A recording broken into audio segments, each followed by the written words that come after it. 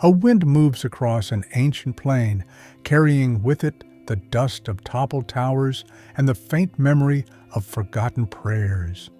It glides over broken temples, across rivers that once bore the reflections of palaces and shrines, and into the quiet corners of history where names are slowly worn away. Yet there are some names the wind does not erase. They remain like mountains against the sky, guiding every generation that looks up and wonders why it exists and what it is meant to worship. Among those names is Abraham, the friend of God, the father of prophets, a man whose life was a journey of questions, courage, and surrender. This is his story, told not as distant legend, but as a path we can still walk beside, step by step, from the crowded streets of ancient Babylonia to the empty valley that would one day hold the Kaaba, from the fire that refused to burn him to the knife that stopped at his son's throat. Chapter 1. A Child in the City of Gods. In the land between great rivers, where barley swayed in irrigated fields and canals glimmered under the sun, there rose a city thick with towers and shrines. The people of this city watched the heavens closely. Tall ziggurats, layered like stepped mountains, pierced the sky. On their summits, priests studied the stars, tracing their paths on clay tablets and reading omens in their movements. Here, religion and power were woven tightly together. The sun was praised as Lord of Victory. The moon was honored as Queen of the Night. Bright planets were hailed as wandering deities, messengers of fate. Kings took titles that linked them to these celestial beings, presenting themselves as bridges between earth and sky. On the ground, narrow streets wound between mud brick houses.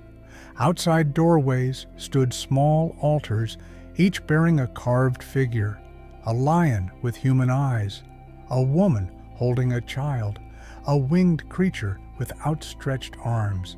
Incense smoke gathered in doorways.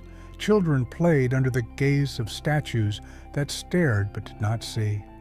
In one of those houses lived a craftsman named Azar, according to many traditions.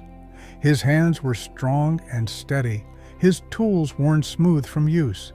He was known not for shaping bowls or tools, but for carving gods. His workshop was a forest of figures, unfinished faces emerging from stone, polished bodies waiting to be painted and carried away.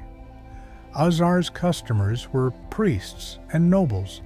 They came with requests for images to place in temples and homes, figures that would be clothed, perfumed, and asked to guard families and fields.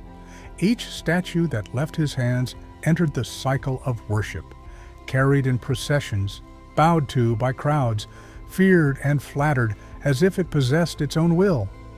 Into this house, full of dust and chisels and half-formed deities, a child was born. His name was Ibrahim, son of Tariq, or Azar, descendant in traditional genealogies from Shem, the son of Nuh. He arrived in a world where almost everyone accepted without question that these statues and the stars above them were the key to safety and success.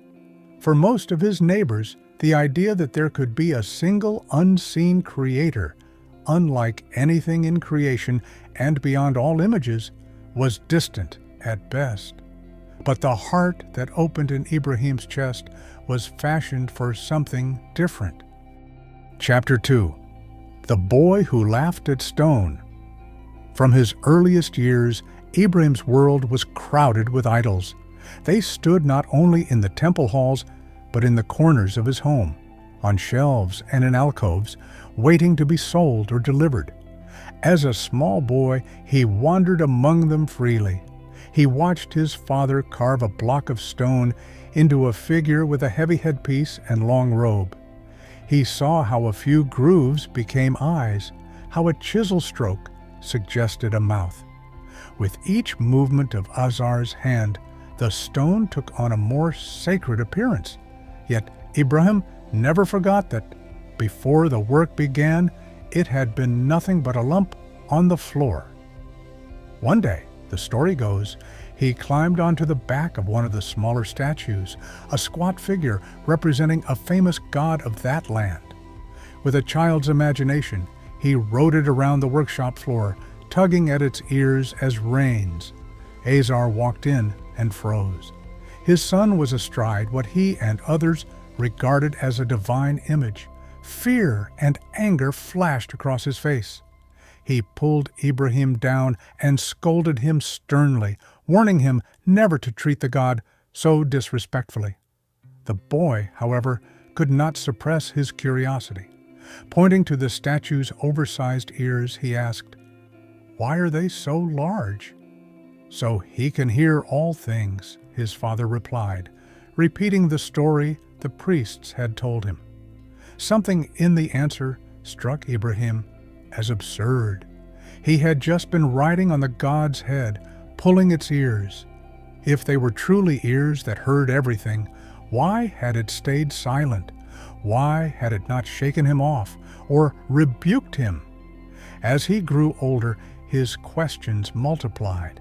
He noticed that when one of these statues fell and broke, it did not cry out. It did not heal. His father had to repair it with his own hands. When soot and dust settled on their heads, they remained silently dirty until someone wiped them clean. When food was placed in front of them as offerings, they never reached out to eat. What disturbed him more than the helplessness of the idols was the seriousness of the people around them. He saw neighbors come to the workshop with reverence, purchasing statues as if they were buying protection itself. He accompanied his father to the temple and watched crowds bow, whispering secrets of sickness and fear to rigid figures that had been hauled in on carts. At first the scene amused him. There was a childish humor in seeing grown men speak to stone. But soon amusement turned to pain. These were not foolish strangers. They were his own people, his family, elders he respected. They knelt with hope in their eyes, tears on their cheeks, asking for help from mouths that never moved. Inside Ibrahim, a different kind of worship was beginning to stir, one not satisfied with carved faces or inherited stories. He could feel the presence of something greater than these man-made symbols, something that sustained the stars he saw above the city roofs at night. His questions would not be answered in his father's workshop, so he carried them out into the open country beneath the wide sky. Chapter 3: The Night Sky and the Search for a Lord. There were nights when the city's fires burned low and most people slept.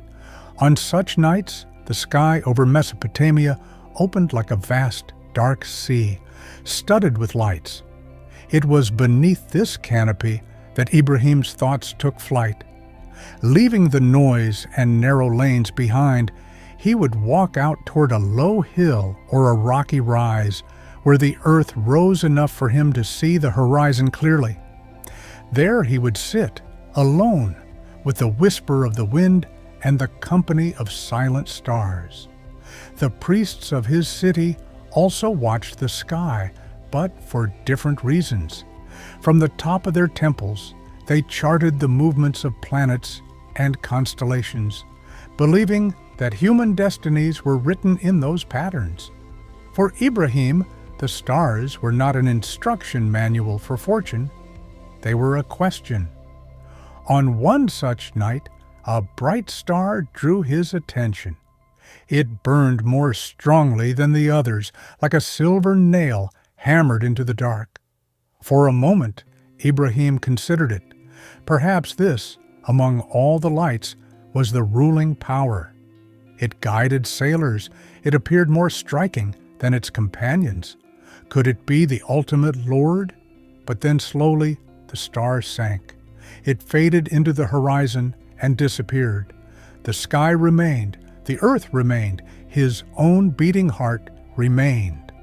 Whatever that star was, it could not be the source of everything if it itself could vanish from sight. Another night, the moon rose, great, round, and luminous. It washed the fields and rooftops with pale light. Its cool beauty was undeniable. Ibrahim watched it climb, followed its journey as it crossed the sky.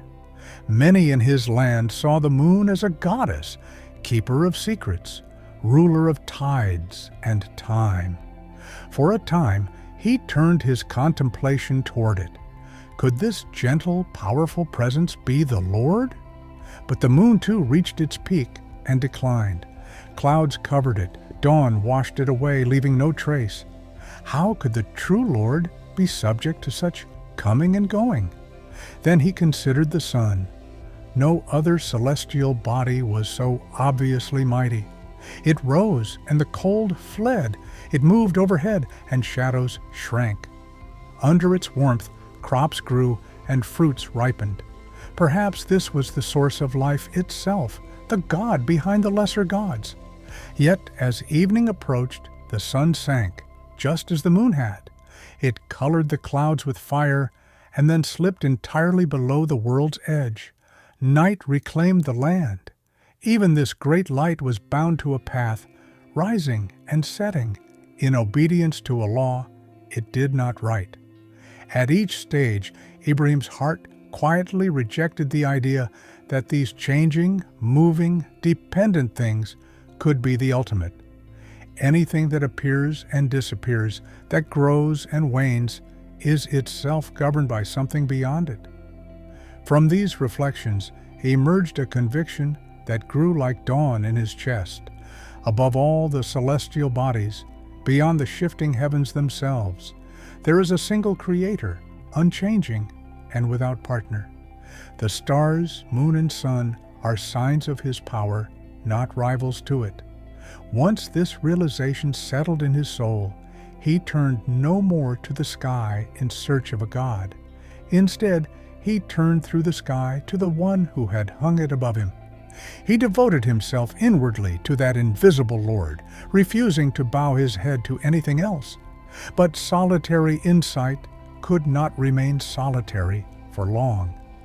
The truth in his heart pressed outward, seeking words, and the first people he would speak to were those closest to him.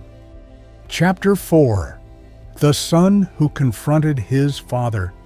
In the cool of morning, when shadows were long and the streets of the city had just begun to wake, Ibrahim walked with his father toward the temple. Azar carried small idols wrapped in cloth. Ibrahim helped with the load. The path they walked was familiar, lined with houses whose doors bore symbols of the gods inside. Yet that day, Ibrahim's eyes rested differently on the statues they passed. Each one seemed to him not a guardian, but a prisoner, fixed to its place, unable to move, mute before the cries of those who sought its help. Inside the main temple, the air was heavy with incense. High walls were lined with rows of idols, some crude and roughly carved, others smooth and elaborately decorated. At the far end stood the largest images, elevated and framed by columns. Rays of light from a high opening caught the dust in the air, turning it into a swirling haze around the statues' heads. People entered in quiet lines. They bowed, touched the feet of the idols, pressed their foreheads to the floor. Their voices murmured in pleading tones, for children, for victory, for rain. In that moment, watching grown men throw themselves down before a stone, Ibrahim felt a mixture of sorrow and amazement. Later, away from the crowd, he turned to his father with a question that had been forming in his heart. "What are these images that you are so devoted to?" His father looked at him, surprised by the seriousness in his tone. He answered as anyone might who has never thought beyond what he inherited. "These are the gods our fathers worshipped. This is our way, passed down through generations. To him, that was enough. To Ibrahim, it was not. Gently but firmly he pointed out what his father already knew if he allowed himself to see it. "These statues do not hear when called," he said. "They do not see those who bow before them. They have no hand to reach out, no tongue to answer. How can such things be masters over anyone?" Azar's face darkened. His livelihood, his identity, and the religion of his people were entwined with these images. His son's questions felt like an attack, not only on the gods, but on him. Ibrahim did not stop there.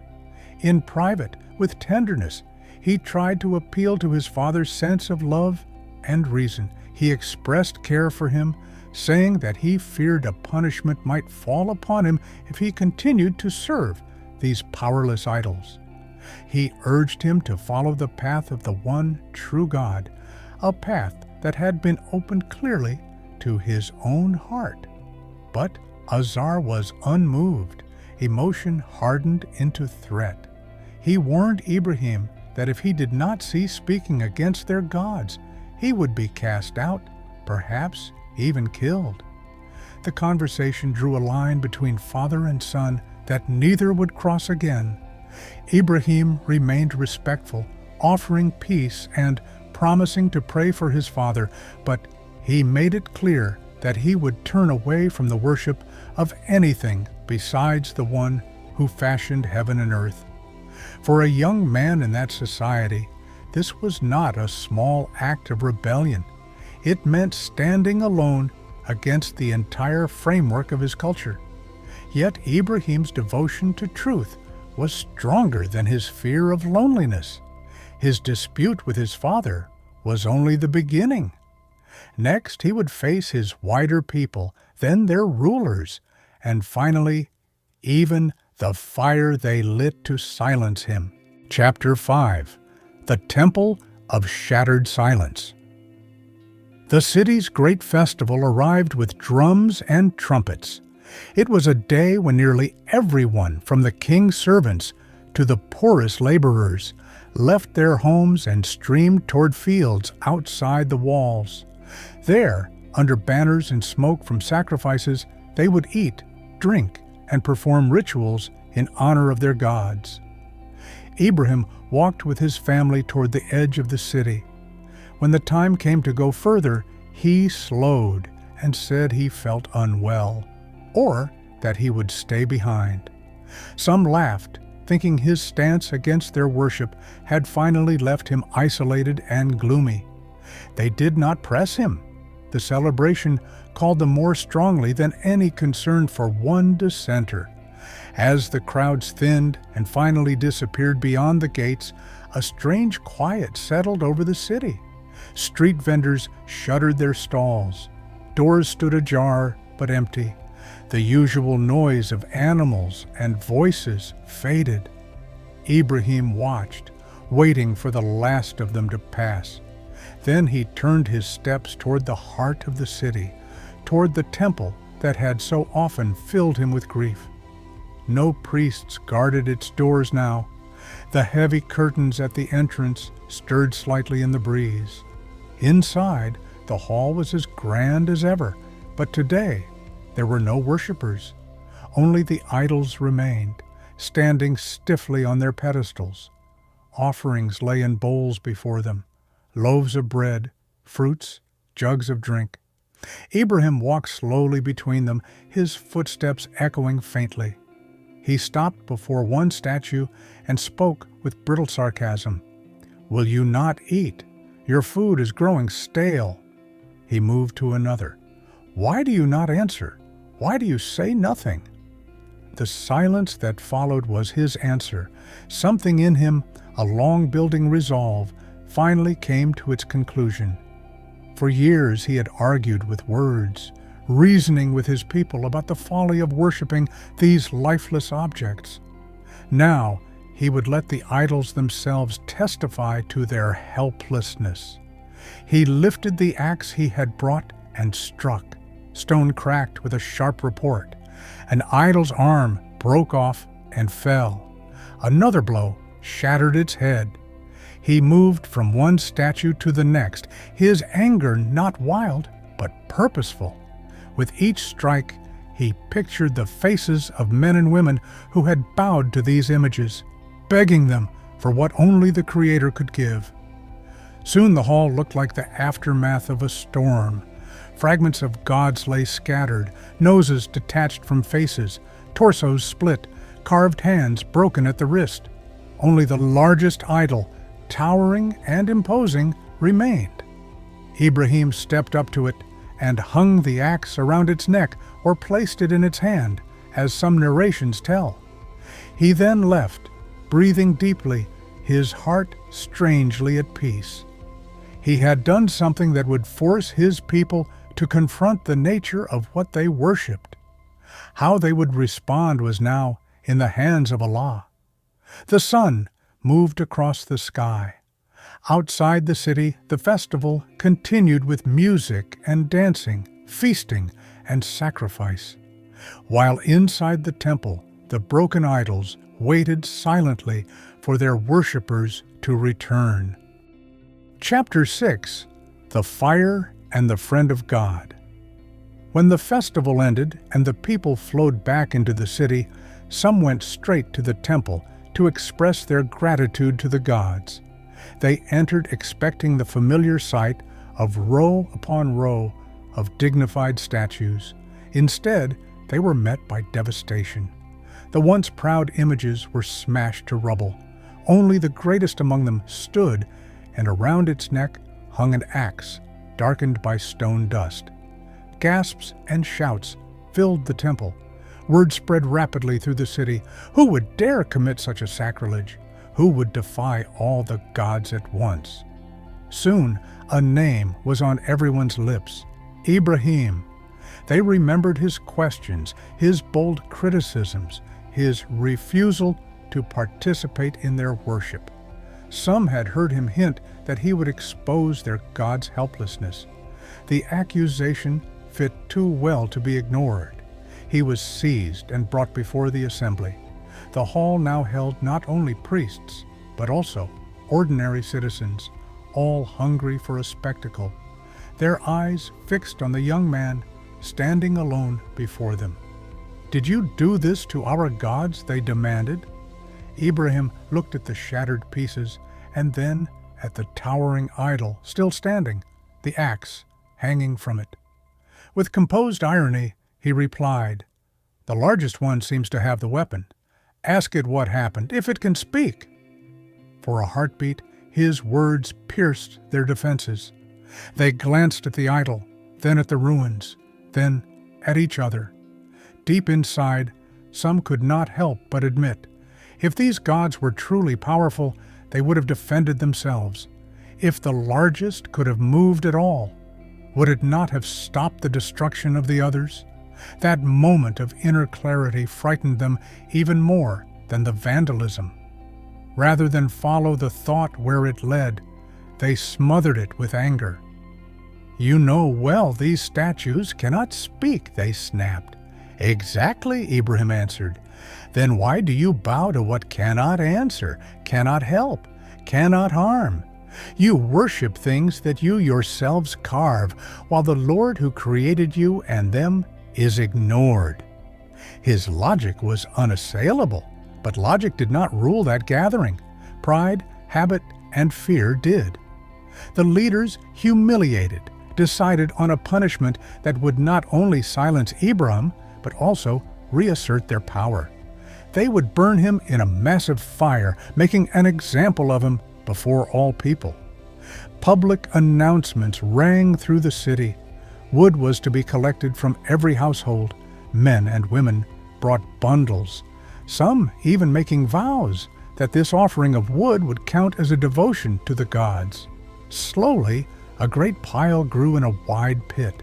Logs, beams, kindling stacked into a mound, larger than a house.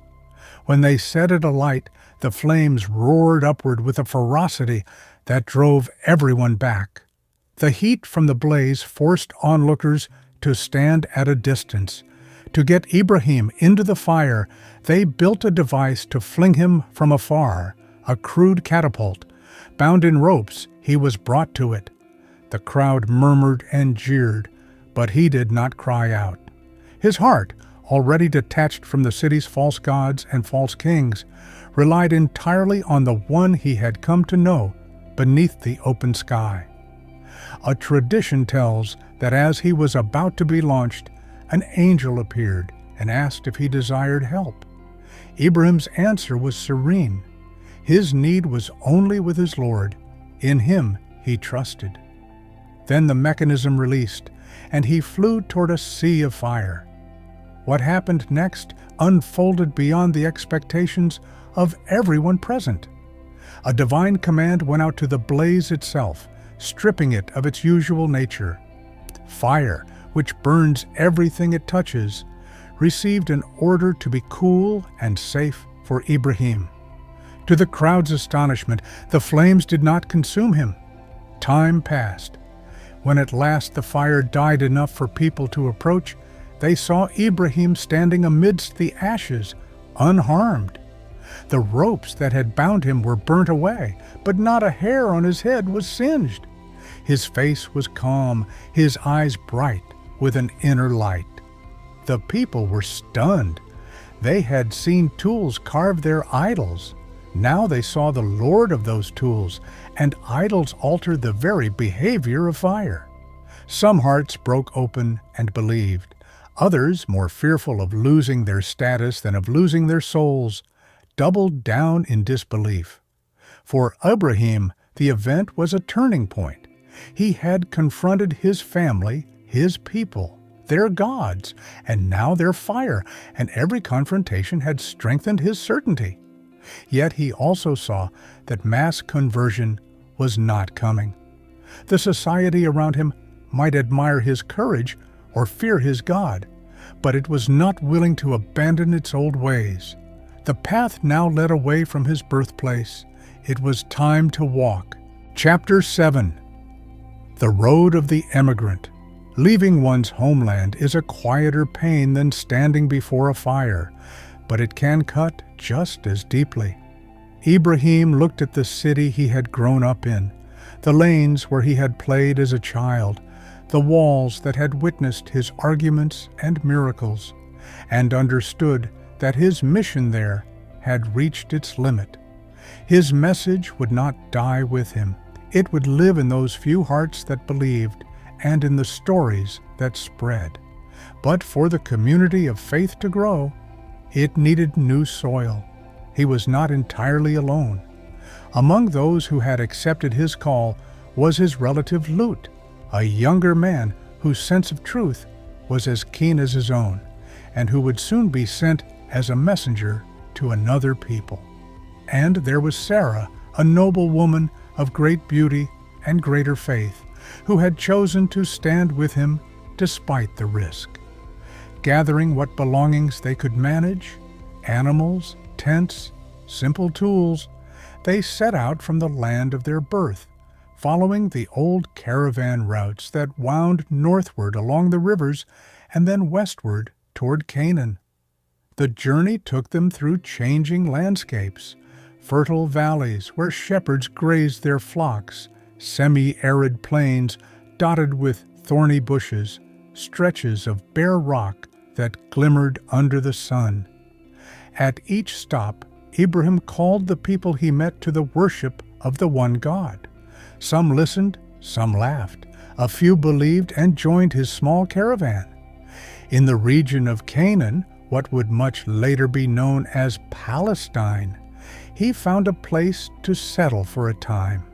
He lived as a traveler even there, moving his tents according to the grazing needs of his animals, yet establishing a pattern of hospitality and justice wherever he paused. Guests who approached his camp found a gentle but firm man, quick to slaughter an animal and bake bread for them, quicker still to speak of the Lord he loved.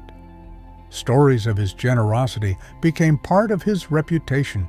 People knew that Ibrahim's tent was a place where no one went hungry and no stranger was turned away. From Canaan, famine eventually drove him to Egypt, where another chapter of his life unfolded, one involving jealous rulers, the beauty of Sarah, and the arrival of a woman named Hajar, whose destiny would intertwine with his in ways neither of them yet imagined. Through all these movements, Mesopotamia to Canaan, Canaan to Egypt and back again, one theme remained constant. Ibrahim's life was not anchored to territory or a throne, but to the covenant he carried in his heart. Every place he entered as a servant of Allah first, a citizen of earth second. The land beneath his feet changed, the Lord he served did not. This readiness to leave, to abandon safety and familiarity when truth demanded it, would be tested in even more dramatic ways. For soon, Ibrahim would be asked not just to leave a city, but to leave his own flesh and blood in a valley with no water, and later to raise a blade over the son he had waited his whole life to hold. Those are the roads ahead. For now, we leave him standing under a new sky, in a new land, with the fire of Babylonia behind him and the unseen tests of his Lord before him. A man whose every step is a conversation with the one who called him friend. Closing reflection: the journey that begins in the heart. In these chapters, we have walked with Ibrahim from the dust of his father's workshop to the sparks of a fire that refused to burn him, from nights under a questioning sky to days on the long road of exile. His story so far is not a tale of constant comfort. It is a story of disturbance, the disturbance of seeing through illusions others accept, of asking questions that unsettle one's own family, of standing in front of power and saying, "You are not what you claim to be." For Ibrahim, faith did not begin as a tranquil inheritance. It began as a restless refusal to be satisfied with carved stone and inherited rituals. It blossomed into certainty only after passing through doubt, reflection, and confrontation. He teaches that real belief is not blind obedience to tradition. It is a sincere search that refuses to stop at anything less than the source. That search may isolate a person from their surroundings, but it also opens a companionship that no human rejection can take away. The companionship of the one who can make fire cool and exile a home. As we pause at this point in his journey, we might ask ourselves, what are the idols in our own lives, not carved from stone, but built from habits, fears, and social expectations? What are the fires we fear so much that we remain silent in the face of falsehood? And what would it mean in our own time to walk away from comfort for the sake of truth? The rest of Ibrahim's story, his long wait for a child, the thirst of Hajar in the desert, the spring of Zamzam, the building of the Kaaba, and the sacrifice that reshaped devotion for all time, unfolds from the same courageous heart we have already met, his journey outward. For more stories that can help you relax, don't forget to like and subscribe.